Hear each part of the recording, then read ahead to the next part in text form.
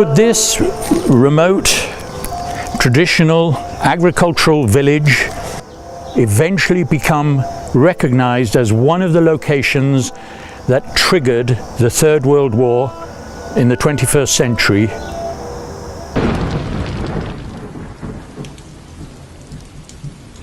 I ask this question because huge changes are occurring in the countryside in China that will apply tremendous pressure on the government in Beijing, that could one day lead the government of China to declare war against Japan. The countryside has traditionally been regarded as the safety valve for the Communist Party.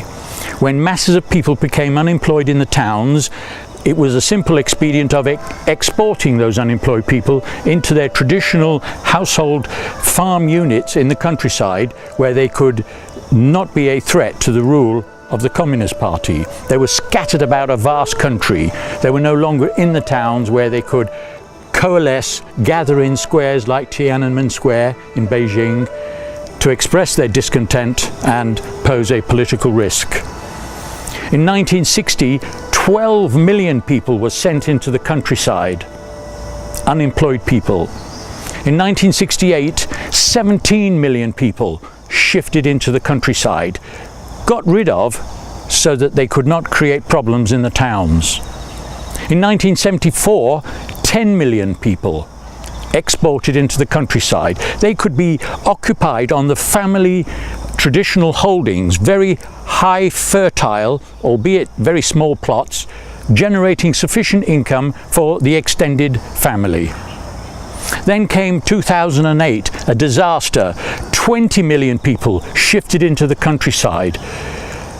The boom, led by land speculation in North America, in Europe, and yes, here in China, resulted in a crash in 2008, and at least 20 million people had to be exported out of the towns and into their traditional village communities in the countryside. Now here's the problem. Two things are happening to affect the countryside and lock off the traditional safety valve that the Communist Party has used to secure stability in the towns, stability both in the economy and in their political system. Over the next 10 years, the government is going to drag 100 million people out of the countryside and into towns, which they will be building right across China, at least 80 mega urban developments. This means that the government of China is adopting the role of land speculator. In the West, it's the individual corporation or person who speculates in land, their combined efforts leading to prices rising sky high and eventually causing the traditional crash. Here in China, it's the government itself, the might of the Communist Party with its huge surplus cash, driving the urbanization for at least 100 million people over the concentrated period of just 10 years. The second thing that's happening in the countryside is that families in their traditional villages were given the right to alienate, to sell their use rights to the land. Many have opted to sell those use rights to capture just a bit of cash in their pockets and to move into skyscrapers in the towns or new dwellings built for them in small lots in the countryside. That means they've lost their independent source of income on the small family plots. When the next crash comes, how is Beijing going to export more than 20 million people into the countryside? Because many of the homes to which they could have gone have disappeared. In 13 years from now, not just China, but the rest of the world will endure peak in property prices, with the land-led boom leading to a bust in 2026 and a crash into the biggest recession the world has ever seen by 2028. How will China solve the problem of many millions of people unemployed in the towns, discontented, no prospect of work?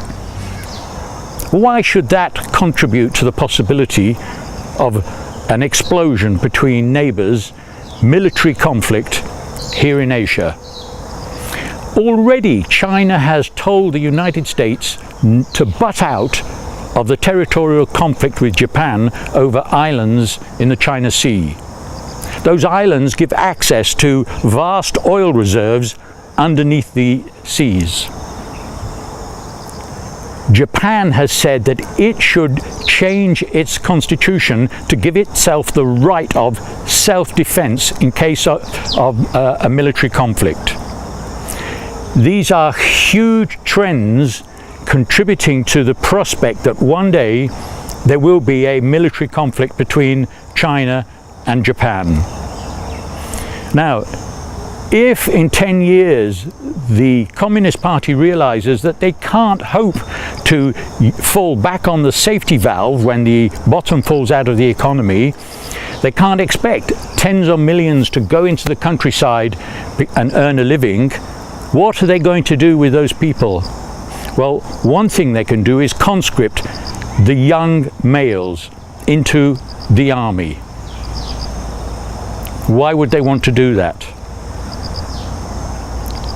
Won't there be the temptation to use those people in the trenches? Won't it be seen as a way to escape the domestic problems, using territorial conflicts as the safety valve in place of the countryside? That's what I fear. China and Japan will decide that they have to resolve who owns those islands in the China Seas. China might decide that it has surplus labour that it can use in that military conflict. Might that be a trigger for World War III?